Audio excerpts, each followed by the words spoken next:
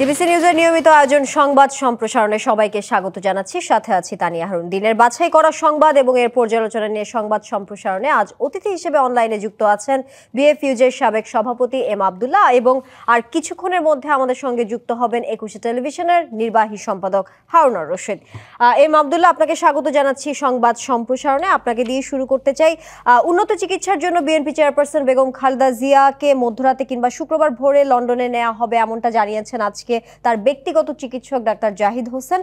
এবং আমরা জানতে পেরেছি টেকনিক্যাল ত্রুটির কারণে কাতারের যে এয়ার অ্যাম্বুলেন্স যেটাতে করে আসলে তাকে নিয়ে যাওয়ার কথা, সেটা আসতে আসলে বিলম্ব হচ্ছে। একটু জানতে চাই, এই যে বেগম খালেদা জিয়ার শারীরিক অবস্থা কিংবা টেকনিক্যাল ত্রুটির কারণে যে বিলম্ব হচ্ছে এয়ার অ্যাম্বুলেন্স আসতে, এই দুটি বিষয়কে পর্যালোচনা করে সবচেয়ে বড় চ্যালেঞ্জ কি মনে করবেন? ধন্যবাদ। ডিবিসি নিউজের শো যারা দেখছেন এবং দেখবেন ভার্চুয়াল জগতে সবাইকে শুভেচ্ছা জানাচ্ছি। বেগম খালেদা জিয়া বাংলাদেশের মানুষের অভিভাবক হিসেবে আজকে যে অবস্থানে রয়েছেন, তার চিকিৎসা, তার সুস্থতা বাংলাদেশের 18 কোটি মানুষের কাছে অত্যন্ত গুরুত্বপূর্ণ। এই গুরুত্বের বিবেচনায় আমরা জানি যে সরকারের পক্ষ থেকে তাকে ভিভিআইপি ঘোষণা করা হয়েছে, এবং মূলত এই ভিভিআইপি ঘোষণার মধ্য দিয়ে আমরা অনুমান করতে পারছিলাম যে তার রাষ্ট্রীয়ভাবে তার চিকিৎসার ব্যাপারে দেশে বিদেশে চিকিৎসার সর্বোচ্চ সুযোগটি তিনি যাতে পান সেটি নিশ্চিত করার জন্যই সরকারের পক্ষ থেকে এ ধরনের উদ্যোগটি নেওয়া হয়েছে, এবং সেটা বিএনপির সাথে আলোচনা করে এই বিষয়টি হয়েছে।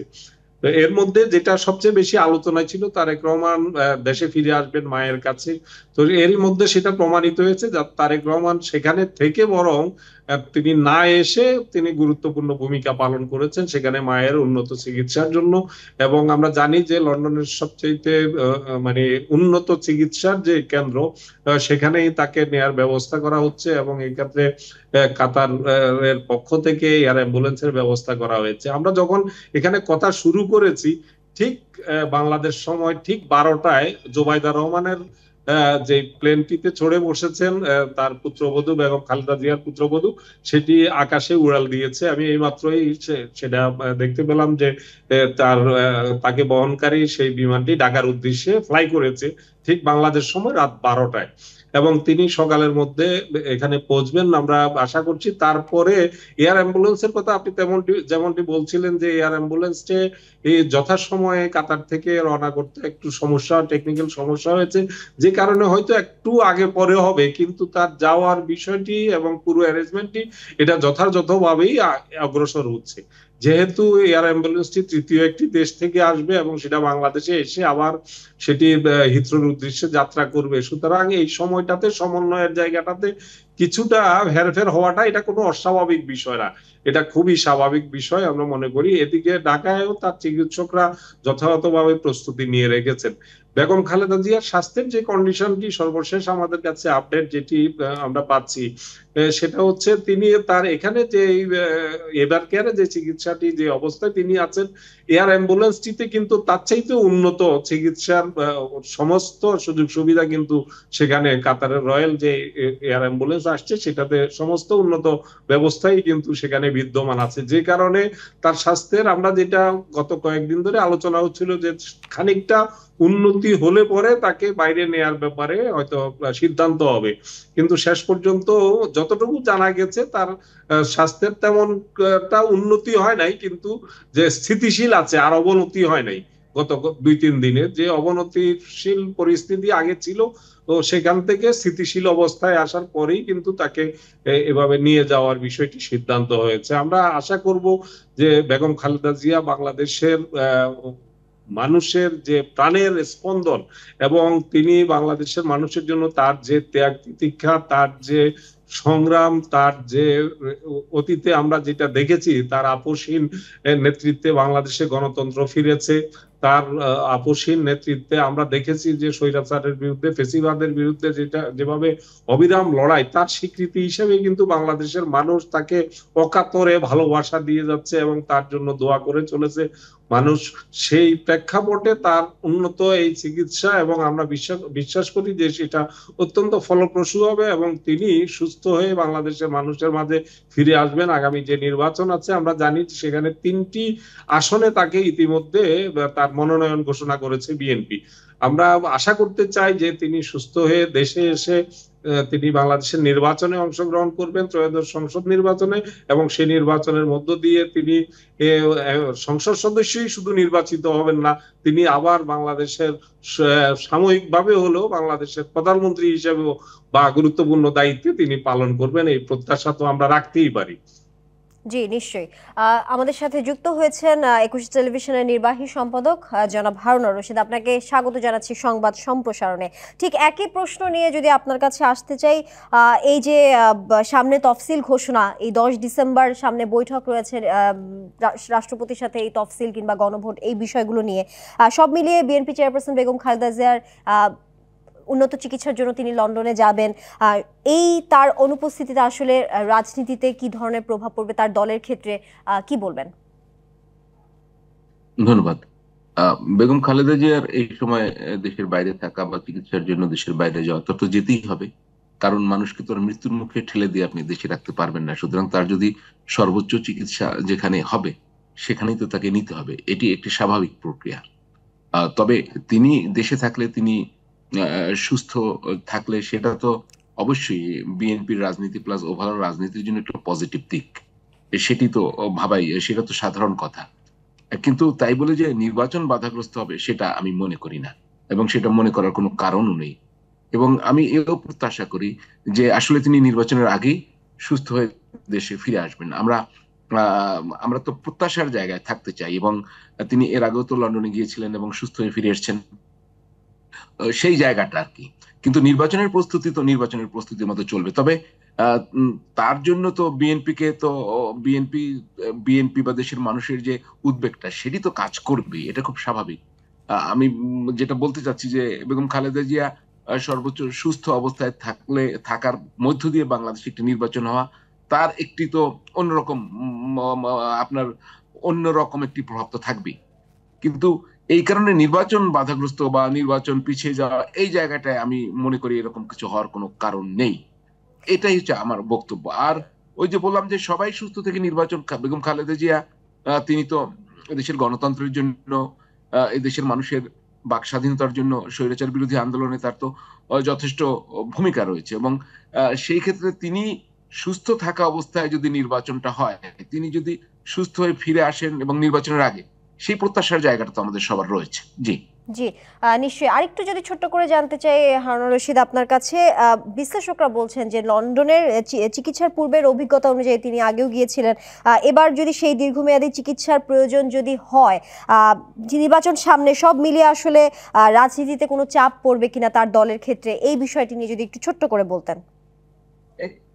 সেটা আমি শুরুতেই বলি যে খালেদা জিয়া মানে ধরেন পূর্ণ মাত্রায় সক্রিয় থাকা নির্বাচনের সময় তার একটি এফেক্ট, আর তিনি পুরোমাত্রায় সক্রিয় না থাকা তার তো আরেকটি ফলাফল আছে, মানে সেটি তো একটি রাজনৈতিক দলকে সেই চাপটা নিতেই হয়।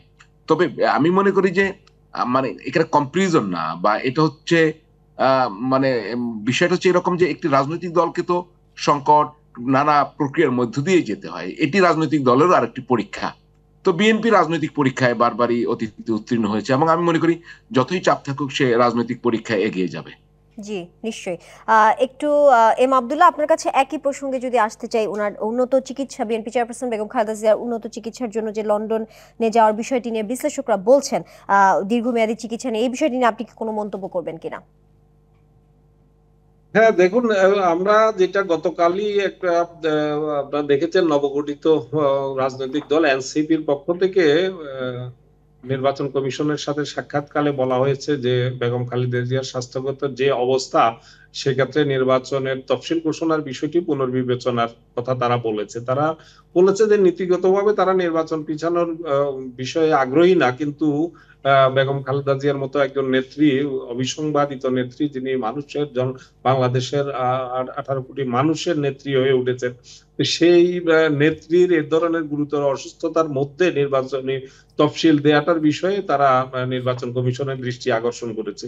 এখানে একটা বিষয়, তখন পর্যন্ত কিন্তু বেগম খালেদা জিয়াকে লন্ডনে নেওয়া হবে এই সিদ্ধান্তটি আসেনি, তখন এনসিপি এই অনুরোধটি করেছে। কিন্তু আজকের যে ডেভেলপমেন্ট বা গতকালকের, আমরা যেদিন কথা বলছি তার আগের দিনের, যদি আমরা বৃহস্পতিবারের ডেভেলপমেন্ট যদি আমরা বলি, তাহলে বলতে হয় যে যদি বেগম খালেদা জিয়ার সেখানে চিকিৎসাটা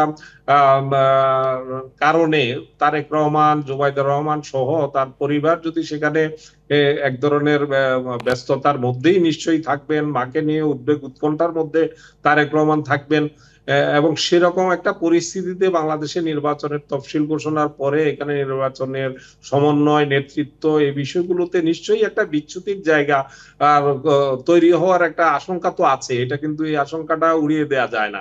এবং আজকে নজরুল ইসলাম খান, বিএনপির স্থায়ী কমিটির সদস্য, তিনি এই ব্যাপারে একটি মন্তব্য করেছেন। এই মন্তব্যের মধ্যেও আমি এক ধরনের ইঙ্গিত দেখতে পাচ্ছি। তিনি যে বক্তব্যটি দিয়েছেন, এটা তিনি বলেছেন যে সঙ্গত কারণ ছাড়া নির্বাচন পিছানোর চায় না বিএনপি। এর মধ্যেই কিন্তু এক ধরনের ইঙ্গিত পাচ্ছি আমি যে যদি কোনো কারণে সঙ্গত কারণ দেখিয়ে নির্বাচন কমিশন যদি নির্বাচনের তফসিল বা নির্বাচন আর একটু সঙ্গত কারণে পিছায়, তাহলে বিএনপি যে চোরালো কোনো আপত্তি করবে না। আমি এ ধরনের ইঙ্গিতই আমি কিন্তু এই বক্তব্যের মধ্যে দেখতে পাচ্ছি। আমার ভুলও হতে পারে, আমি জানি না, কিন্তু আমার কাছে মনে হয়েছে তেমনটাই, যে অত্যন্ত দুর্বল ভাবে তিনি বক্তব্যটি দিয়েছেন। যে এর আগে বিএনপির যে অবস্থান ছিল যে 15 ফেব্রুয়ারির মধ্যে নির্বাচন হতেই হবে, আজকের বক্তব্যটি যদি সেই জায়গায় থাকতো তাহলে বলতে হতো বিএনপির পক্ষ থেকে যে কোনো পরিস্থিতিতে তফসিল কিন্তু দিতেই হবে।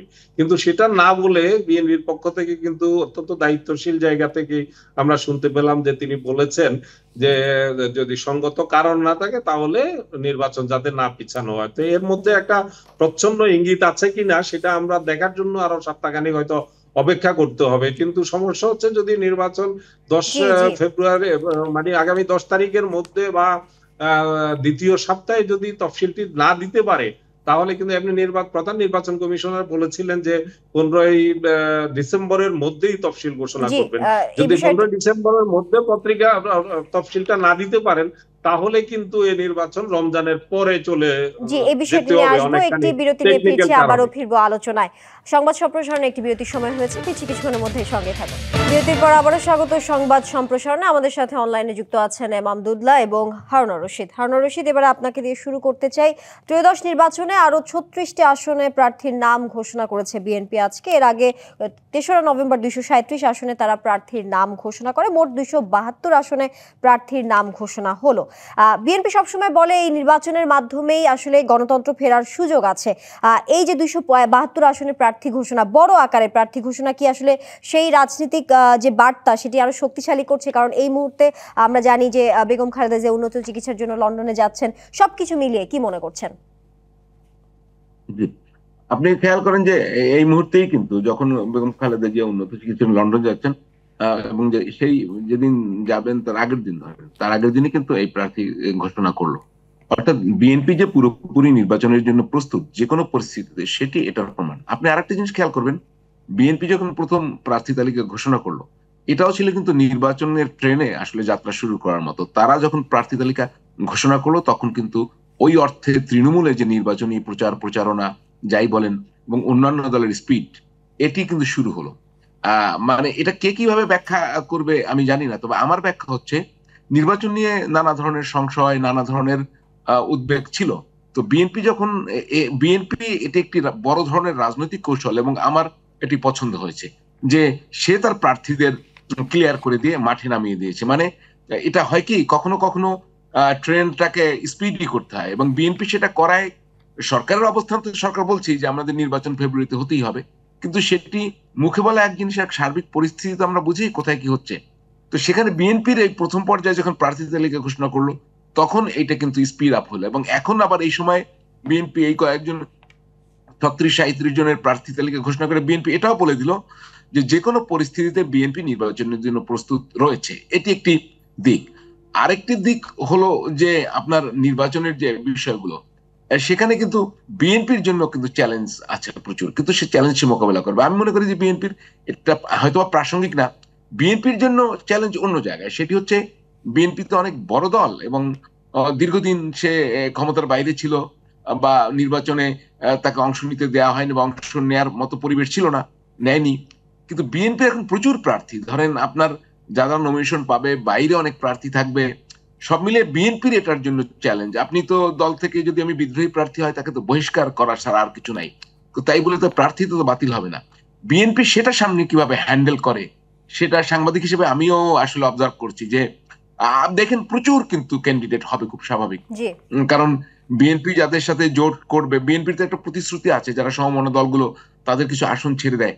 এখন সেক্ষেত্রে স্থানীয় পর্যায়ের যে বিএনপির নেতা কর্মী, এখন বিএনপি দলীয়ভাবে আসন ছেড়ে দিল, এখন সেই ভোটটা সেখানে যাবে কিনা। এবং আমি আপনাকে বলি, আমার বিবেচনায় বিএনপির অনেক বিদ্রোহী ক্যান্ডিডেটও পাশ করার আমি বেশ সম্ভাবনা দেখছি। জি। এম আব্দুল্লাহ, আপনার কাছে একটু আসতে চাই, 7 ডিসেম্বর থেকে দেশ গড়ার পরিকল্পনা যে কর্মসূচি রয়েছে, তার সাথে এই যে প্রার্থী ঘোষণা সামঞ্জস্য, দুটো মিলিয়ে আসলে ভোটারদের কাছে কি বার্তা যাচ্ছে একটু জানতে চাই সংক্ষেপে, এবং সেই সাথে জানাবেন ভোটারদের আস্থা পুনরুদ্ধারে আসলে কতটা প্রভাব ফেলবে দুটোর সামঞ্জস্য যদি আমরা দেখি। বিএনপি জামাত প্রধান দুটি দল এই মুহূর্তে যারা প্রতিদ্বন্দ্বী, তারা তো ভোটের ট্রেন্ডে অলরেডি তারা উঠে গেছে এবং সেভাবে চালিয়ে যাচ্ছে। আজকের যেই আসনগুলো ঘোষণা করা হয়েছে, এই আসনগুলোর মধ্য দিয়ে বিএনপি মূলত তাদের প্রায় সব প্রার্থী তারা ঘোষণা করে দিয়েছে। বাকি যে 28টি আসন বাকি আছে, 28টি আসন মূলত তাদের জোটের জন্য তারা রেখে দিয়েছে। এর মধ্যে ঢাকায় আপনারা জানেন যে 2টি আসন তারা খালি রেখেছে, ঢাকা 13 এবং 17। এটার মধ্যে একটিতে ভবি আজ্জাদ এবং অন্যটিতে আন্দালিব রহমান প্রার্থ অলরেডি তৎপর রয়েছেন। এছাড়া চট্টগ্রামেও তারা একটি আসন খালি রেখেছে, এটা কর্নেল অলির জন্য রেখেছে বলে ধারণা করা হচ্ছে।